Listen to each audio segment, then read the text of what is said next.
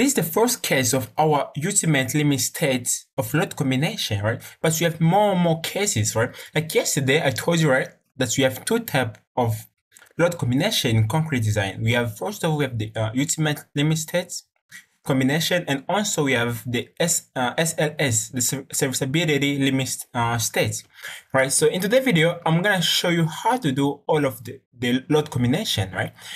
I just showed the first case yesterday, and today I'm gonna show you the remaining cases. Okay, so let me show you first. So the case that we did in previous video is this case here, right? We just combine the dead load, the live loads, right? And in today's video, I'm gonna show you to combine the dead loads and the wind loads, and also I'm gonna show you how to combine the live load, dead load, and also the earthquake. And I'm gonna show you which impact this combination can affect, like which kind of magnitudes this loads can impact our building, right? So I'm gonna show you how to do it in robot structure analysis. And as I said before, if you find this video both entertaining and also educative, don't forget to share the video, like the video, and also the most important part is to subscribe to this channel. Okay guys, let's start. Alright, so this is our robot structural analysis professional, right? And if I go again on load, and if I take the load, the manual combination here, you must see that our first case has been combined, right? So we need to do the second case. So we need to combine the dead load and the wind loads, right? So I'm gonna create new here. I'm gonna just click on new, and the name that I'm gonna give my load combination should be, let's say, dead loads, and wind loads, okay, and wind loads, right? And the combination type should be under the ultimate limit states, right? And in the next video, I'm going to show how to do the serviceability limit states. So I'm going to just keep the way it is here, ULS, and my combination number should be 31, okay? And the parameter should be changed, don't touch the parameter, don't make any modification on the parameter, because we don't use seismic combination type in here. So just leave the way it is here. Just click on OK, and also click on OK here to close this table. Okay, and from here I'm gonna change the coefficients. So the factor definition should be checked. So I'm gonna click on factor definition, and here we have to know that our dead loads should have the coefficient of 1.35, and also the wind load should have the combination of 1.5. okay, so for the dead load here, I'm gonna just click here, like here on the factor, and I'm gonna take 1.35, and I'm gonna click on change. And also for the wind loads, I'm gonna just go down until wind loads. This is the wind load. I will add 0.5 on it, so I'm gonna take 0.5, 1.5, sorry, 1.5, and then I'm gonna change it. So as you can see, our wind load has been changed from 1 to 1.5, and our dead load has been also changed until 1.35. okay, and then I'm gonna close. So in here, for the nature, I will select only the wind loads, right? This type of the wind load that we have here, right? We have more than 1, 2, 3, 4, 5, 6, 7, 8, 9 wind loads, right? So all of this should be combined with the live loads. So I'm gonna just select all of them. I'm gonna select 7, and then I'm gonna click on control, and I'm gonna select all of the remaining part, all of the remaining loads.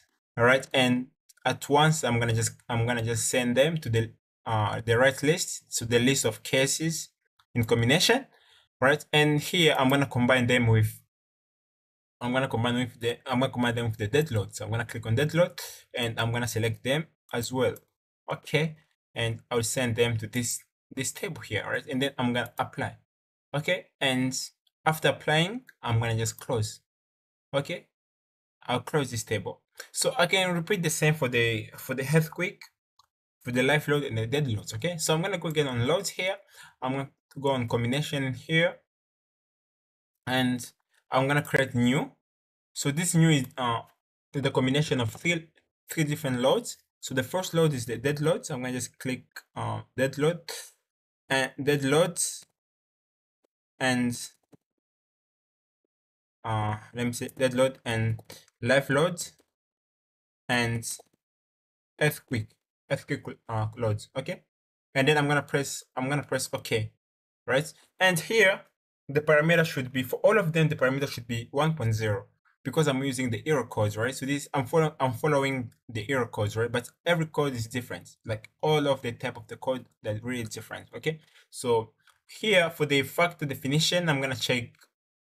So for the dead load, I'm gonna modify the factor. So I'm gonna just change it to 1.0. I'm gonna change it, and for the dead loads, for the live loads, okay, it should remain the same. And for the earthquake, seismic, it should also remain the same. So 1.5, I mean 1.0. Okay, so I'm gonna close it, and here I'm gonna start with dead load first, and I'll select all of the dead loads.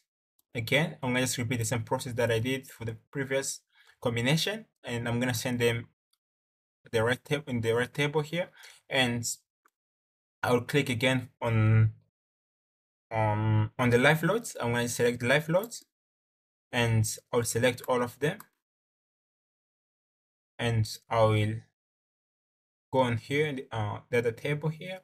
So for the nature, I'm gonna pick the seismic loads, earthquake, and I'll select all of them, and I'll send them to the list of cases in combination. Okay, and I'm gonna just apply.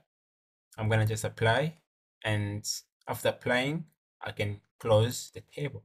So this is how you can create the ultimate limit state combination in concrete design, reinforced concrete design. And then if you want to see the impact of this load of the ultimate combination on the structure, just go on the main menu. This is the main menu here, right? And under the combination here, under the force here, you can let's check the extreme combination, like the time that I combine the dead load, the life load, and earthquake. So I'm gonna click on it. So this, as you can see, this is our number, 32. Okay, hold on first. All right, so this is our number, right? Our case number was 32. The name of the combination was dead loads, life load, and earthquake. Okay, and these are the forces. As you can see, these are the forces on each floor. Like the first floor, this is the forces. The second floor, the third floor, these are the forces, and they're going downward because of the gravity. And these forces, they are vertical forces. Okay, so if I just click on one force here, let's go on the roof structure. If I just click on it, you can see that in Z direction means it's going downwards, right? If you see it, there's negative here. So Z direction is vertical load, right? And negative means that it's going downward because of the gravity. And you can see in X direction here, we don't have any forces. Of course, makes sense, right? And for the Y direction here, we have 0.0, so no forces. And for the Z, as I told you, is, so this is the magnitude of this force here. So our forces here are 3.5. Okay, so this is how you can combine all of the loads.